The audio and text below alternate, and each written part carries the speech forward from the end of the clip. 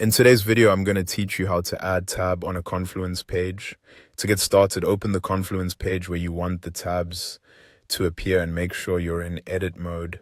This is important because tabs are inserted as part of the page content, so you'll need access to the page editor before you can add or configure anything.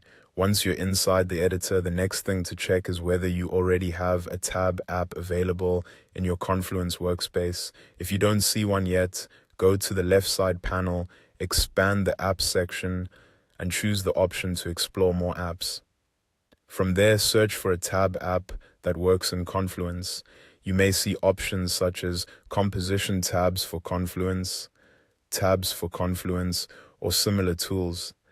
The exact app name can vary depending on what's available in your environment, but the process is generally the same.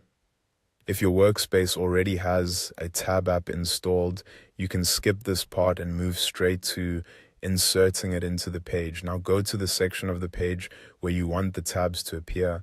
Click in that area, type /tab, and then select the tab app you've added to Confluence. After that, a pop-up window should appear. In this pop-up, enter a title for your first tab, then add the content that should appear inside it. In most tab apps, rich text is supported, which means you can usually format the content just like regular Confluence text.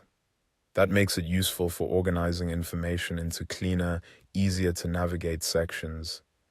If you want to create multiple tabs, look for the plus icon near the top of the pop-up. Click it to add another tab, then repeat the same process. Give the tab a title and enter the content for that section. Continue until all of your tabs are added. This is a great way to break up long content and make a page feel more structured without overwhelming the reader.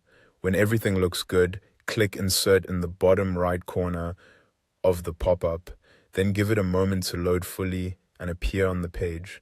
Once the tab block has been added, you should be able to click each tab and see its content expand underneath or within the tab area depending on the app layout. And that's it. That's how you add tabs to a Confluence page.